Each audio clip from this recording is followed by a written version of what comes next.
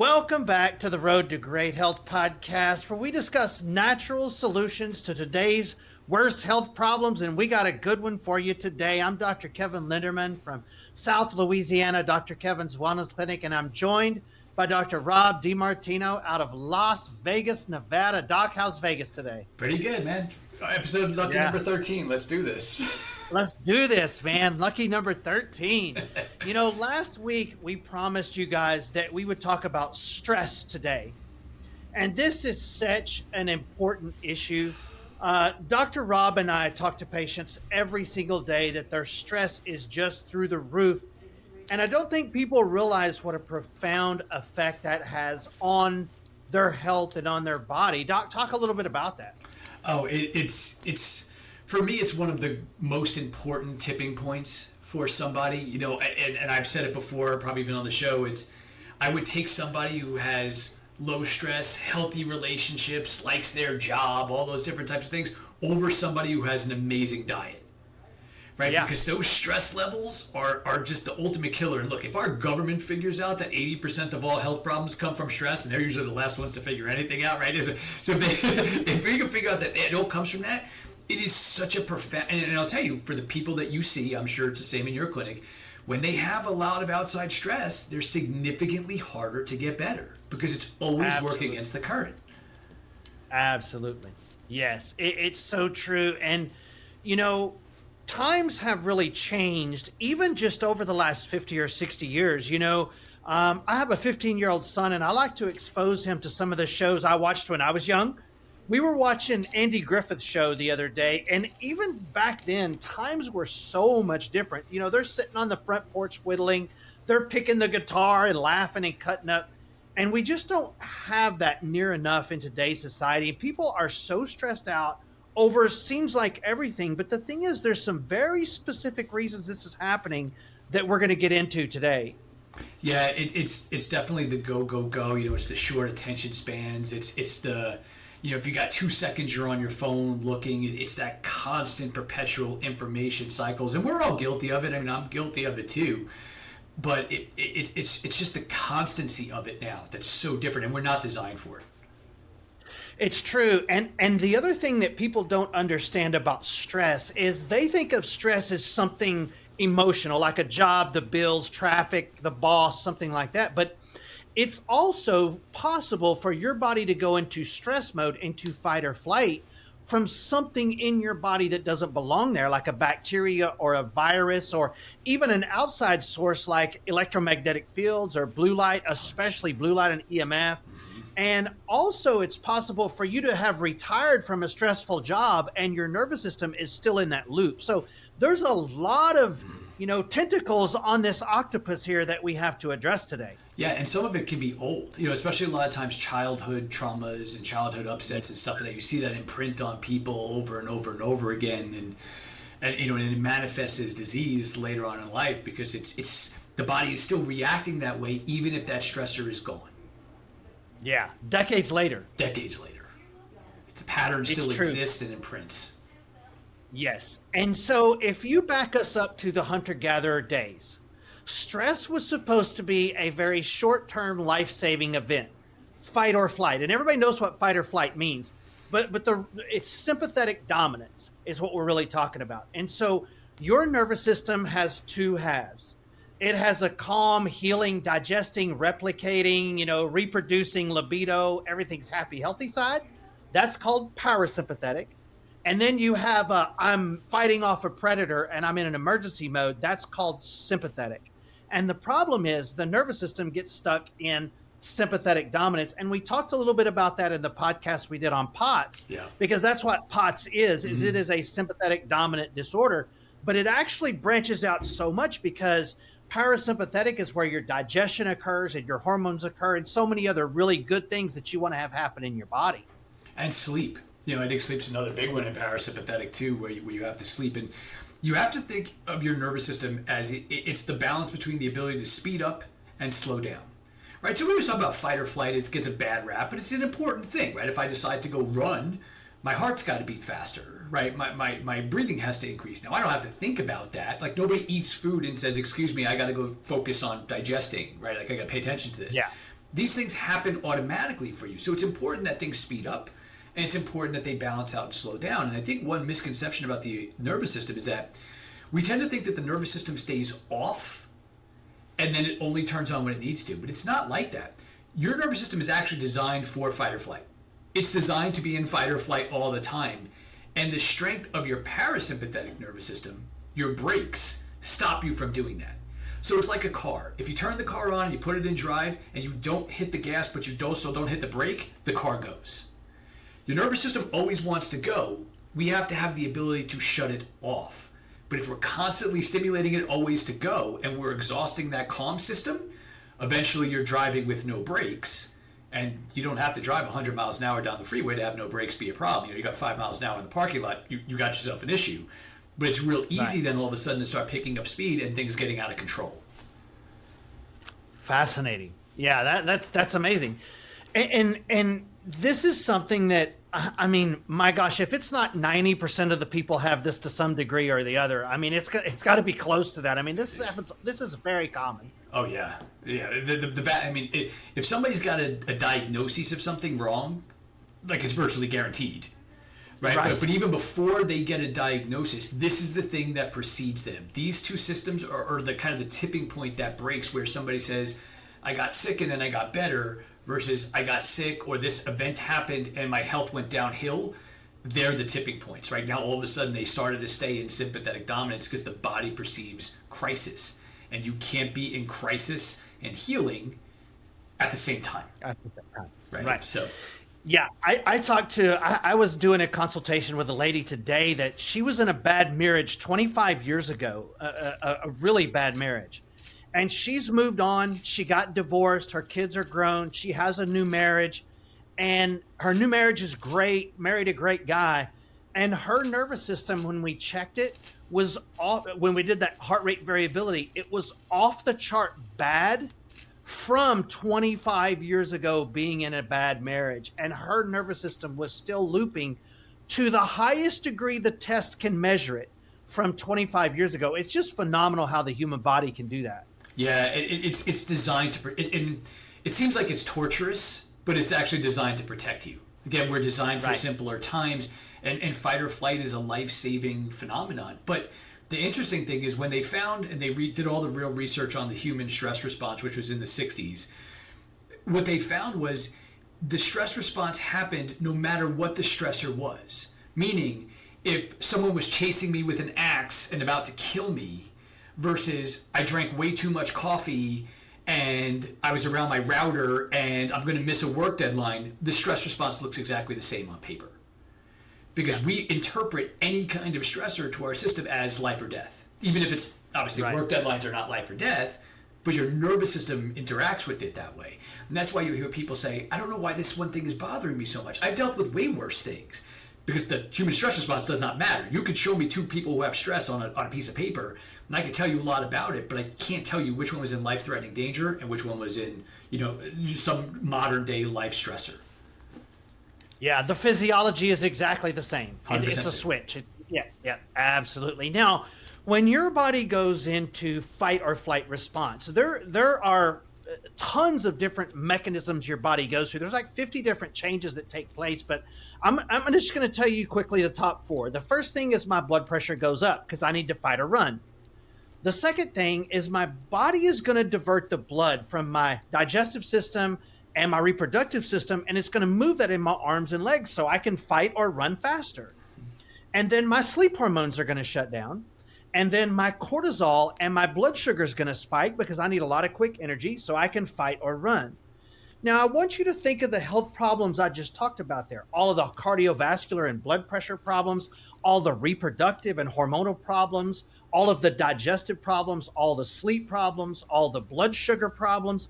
This is like 70% of doctor's visits. Mm-hmm. And that's why they say it's health, stress is such a pervading health problem across the board, and it plays a role in all these different types of issues because it's going to invoke all of these major systems. Again, your body feels that it is life or death, and it will react that way. And like I said before, now with blue lights and EMFs, which are triggering to those systems anyways, even without anything else happening. It's just this constant bombardment. And we've had this argument with neurology for years. People say, well, there's way more stress in the past. You were being chased by a large animal that was going to kill you and eat you. And that's true, but it's what we were designed for. We were designed for a high amount of stress, and then it stops. Either you get away from the animal or you don't. Either which way the stressor's over, right? You survived or you didn't. Either which way the stressor's over. But it's the constancy today. It's not designed for constant. You wake up under stress. You go to work under stress. You live under stress all day. You go to sleep under stress. That's what it's not designed for. High alert periods are fine, but the recovery not being there, it's like working out. If you just keep training, eventually you get hurt. You have to recover at some point. Right. Right. Yeah. The analogy I like to use, I'm a big deer hunter, so I compare everything to the deer woods. But, if you take a deer and you just chase it nonstop all day, within a couple of days, it's going to be dead. You cannot survive in this constant state of fight or flight. And that's actually how wolves take out elk. They just chase them and chase them and chase them, and they can't stay in that state long enough, and they end up finally catching them, and the elk dies. But the thing that people need to understand about this is a reflex. It's as much of a reflex as I hit your knee with a reflex hammer and your leg kicks. That's going to happen whether you think about not doing it or not. There's no amount of psychology. There's no amount of meditation. There's no amount of talking about it. There's no amount of trying not to do it. If I hit your knee, your leg is going to kick no matter what you do. And that's the way this works in your body. This is a reflex. It is a physical reflex in your body that really needs to be worked on so we can shut down this response and stimulate that parasympathetic balance and bring all of that back. And that's a big part of what we do with the program that Dr. Rob's created, is try to get the body into that parasympathetic healing mode. And it's really one of the first parts of our program. And I think it's a missing piece in so many things, because we'll talk about your chemistry's out of balance or your blood sugar's out of balance, but if you think of this as like your operating system, right? Your computer has a built-in operating system, and it's going to run that way no matter what you do with it, right? Everything you put through it is going to run through this operating system. Everything is going to run through with your autonomic nervous system, the branches that you're automatically not thinking about, it's controlling on its own. How that works, right? It depends how you heal. Can you heal? I mean, so many times where we run into autoimmune diseases, when we look at the pattern on this neurological test that we do, when we go to put them into healing zones and try to get their body to heal, they actually have a negative reaction to that. So until we can fix that, essentially the system that will fix them is the one that's broken. So no amount of supplements I give them or food diets I change with them or coaching that I could do with them is going to change until they can get themselves out of fight or flight. Because like we said before, you can't be in crisis and healing at the same time, right? You can't be having an eviction notice on your door now, but be saving money to retire in 50 years. No, you got to deal with the now, right? You have to deal with the problem that's kind of put right in your face. And so when the nervous system can get addressed along with all of these other things, now you can actually set a good foundation to where the body is capable of healing and healing quickly. Because if those systems are jumbled, and like you said, it is the core problem in POTS. Right, it is the core problem in POTS, is that system does not work. It's not fundamentally a heart problem. It is the neurological control of speeding up and slowing down the heart that they lose control over that.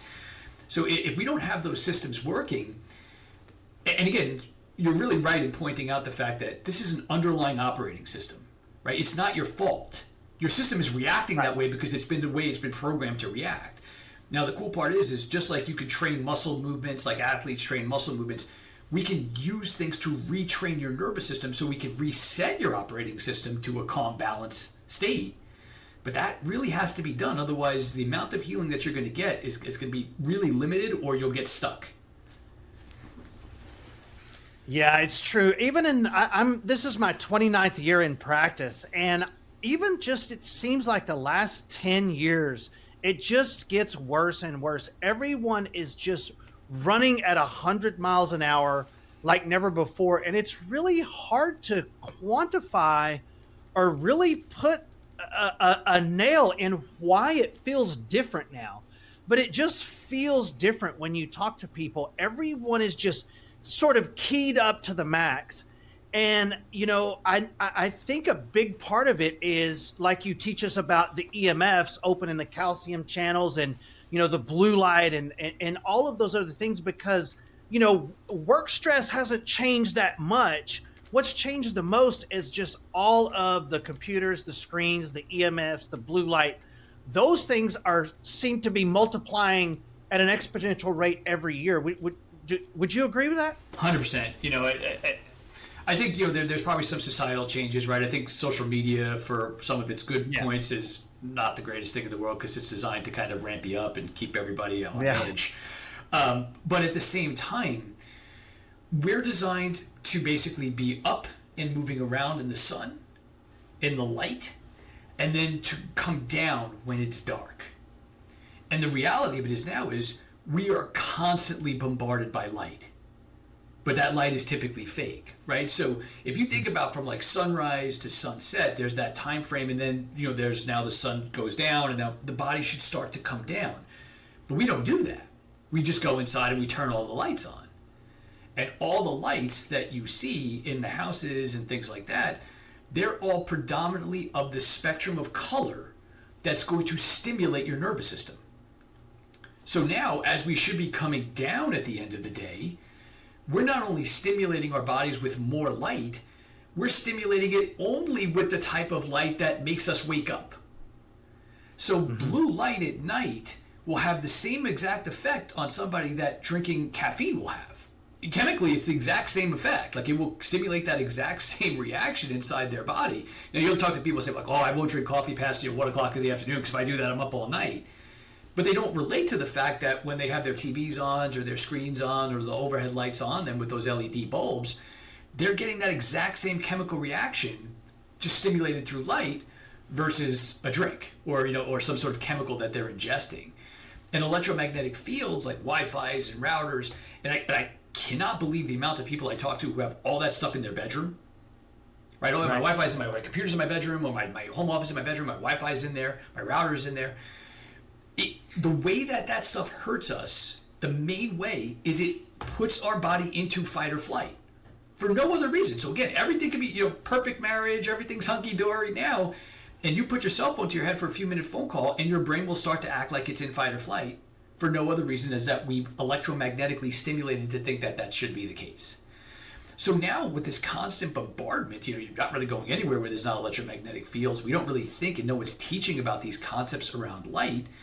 And then what do we see? The first thing that typically happens when people get disease is they lose their sleep. We were talking about that last week, right? Their sleep goes haywire. Nobody comes in here with chronic disease and goes, no, I sleep great. That doesn't happen. They're always tired. They have poor sleep. It's broken sleep. They have a hard time sleeping. They wake tired, whatever that looks like. But that's because they're constantly stimulated. You have to have this balance between, hey, fight or flight when it's the right time, sped up, slow down when it's the right time. If we're constantly staying in this, then your body defaults and says, well, if we're always going to be in this, and it takes a lot of energy for us to get here, let's just stay here. Because remember, energy is the potential for change. So whenever we have to change something, it takes a lot of energy.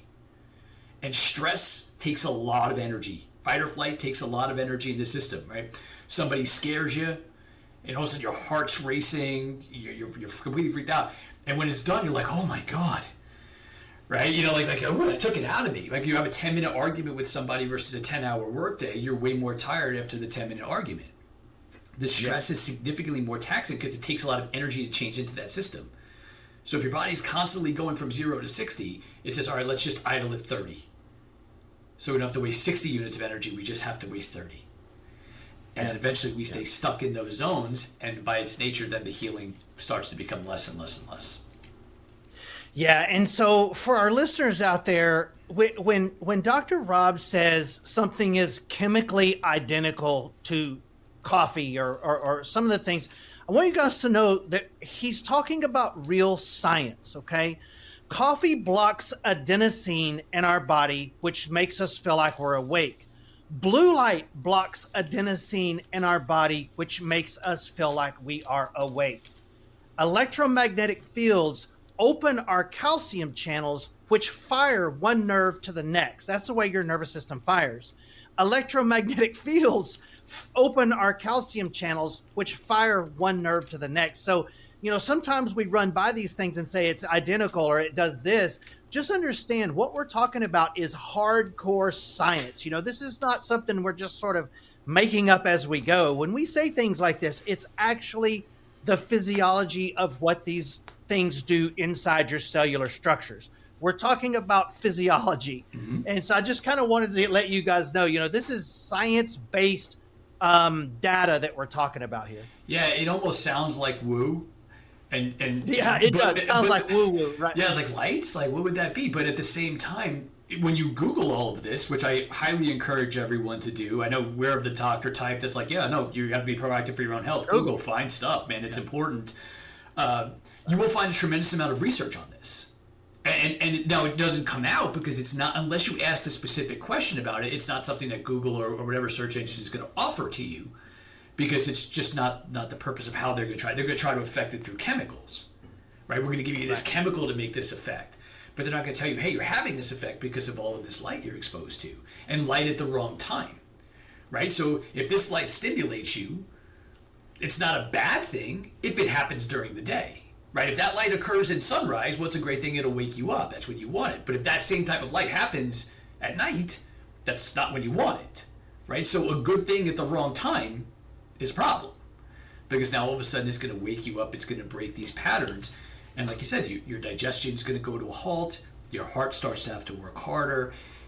Your body's meant for everyone sleeps, right? I remember it was years ago. There was that Netflix movie where the whole world lost the ability to sleep, and like after a couple of days they died. And you texted me like, hey, you got to watch this movie, and I was like, I saw it. It was crazy, right? Because everyone has to sleep. You have to be able to shut your body down to recover. And what we're seeing right now in a huge pandemic of all these problems is they're not able to do that because they're constantly stimulated. And again, what does that look like? And then you got the double whammy of you're doom scrolling, as my kids call it, like you're doom scrolling on Facebook or whatever social media, looking at all these things that stir you up with the same type of light and electromagnetics that are going to stir you up. And then you put it down, you lay down on the bed, you're going to try to go to sleep. These things don't compute, right? Your operating system is now completely haywire, and even if you do get to sleep, you're not going to get into those deep restful zones, which is really where you heal. Yeah, and then the patients, one of the questions I ask patients all the time is, so when you wake up, is your energy good and it drops off too quickly, or do you wake up and you're already exhausted? And so many of them say, I wake up already exhausted, which means you're not recuperating. And so your iPhone puts out the same amount of light to your brain as the noonday sun. So if it's 9 o'clock at night and you're doom scrolling on Facebook, your brain is going, it's noon. And that stimulates your sympathetic fight or flight side, not your parasympathetic, calm, relaxed, digest, and sleep side. And so you add that with the Wi-Fi routers and the EMF firing off those channels, and then you got the boss that you argued with, you're still thinking about, and the kids are arguing in the other room. I mean, no wonder people's nervous system is just so keyed up to where it's just about to blow so often. Yeah, we're living in the state where we're just kind of frying ourselves, right? And you're looking at these phones and then the light that they, and then of course, we talked about it one other time too. We talked about thyroid. You got the phone up and you've got all this light, blue light hitting your thyroid, which is typically uncovered, right? Because it's going to be right by your neck. Right.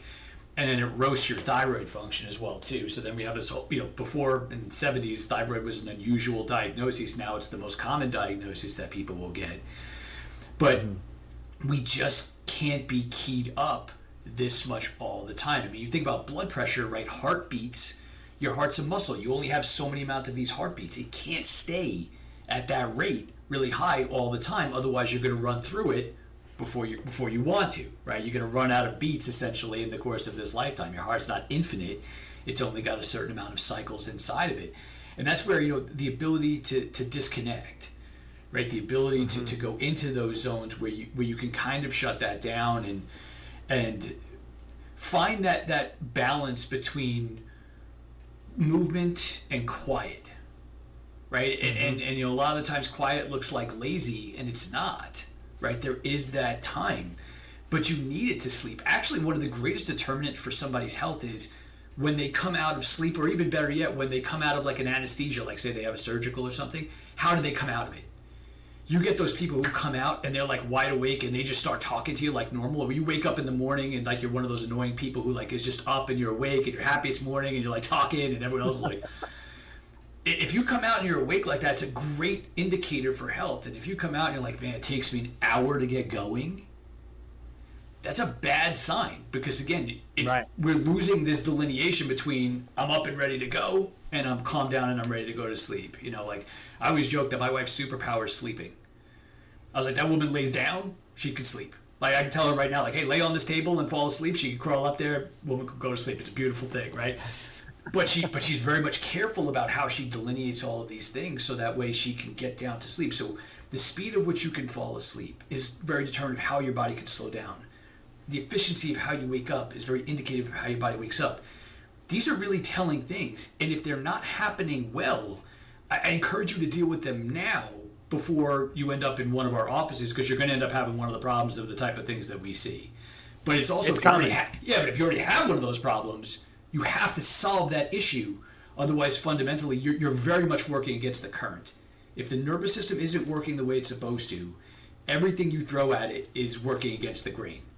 And we want to try to get everything moving together. And it's amazing how much better people get. Once you see, and you see it on the testing that we do, once the nervous system breaks and goes in the direction that you want it to go, and you now have this pattern that's correct, then their healing takes off. Then they start it's so true. I mean, it's crazy how quickly once you get someone into parasympathetic, they just start moving through the program. And so, Doc, let's talk about that test just a little bit. So the very best test that we can do to determine the balance between your fight or flight and the calm side of your nervous system is called heart rate variability. And it's not a heart test, it's a nerve test. It's testing your autonomic balance. We do it for all of our POTS cases. Well, we do it for all of our cases that come in just to see where their balance is. So, Doc, tell us a little bit about how the heart rate variability works and why it's so critical in looking at the balance of this part of the nervous system. So a lot of people are more familiar with it now, right? Because if you have the watches, and we don't like the wearable tech, obviously, but it'll measure your heart rate variability and things like that. But it is the diagnostic test for POTS, right? That is the test that you do to diagnose POTS. But we do it on every single person who walks in because, and our test is a little bit unique in the sense of like, you know, when you're doing some of the ones at home, they'll give you a starting number. Hey, where are you at rest or where are you at when you're sleeping? But we want to know three very different pieces of data. What does your nervous system look like when you're resting?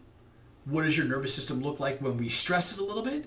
And then how does your nervous system recover from that stress? Because I want the 3 points of data because I want to see, hey, where do you start? Some people start off fine, right? And they'll say, it's weird, Doc, my heart rate variability looks good on my watch. And then when we do it, but when we stress them, and the stress is not a lot of stress. We're not like chasing them here, right? Like their stress goes all the way off the charts. And I'm like, yeah, you start fine. But your body, like you're driving without brakes. Once you start going, you can't stop. And then that's the reaction that's going to hurt you. And then we need to see, can you recover?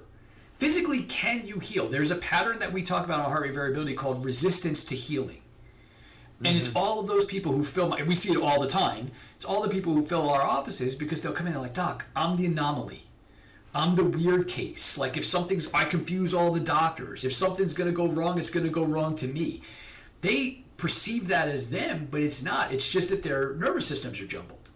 So meaning, when we go to put them in that parasympathetic zone where they'll heal, their parasympathetic has a negative response. So they almost show like they're in stress when they try to heal.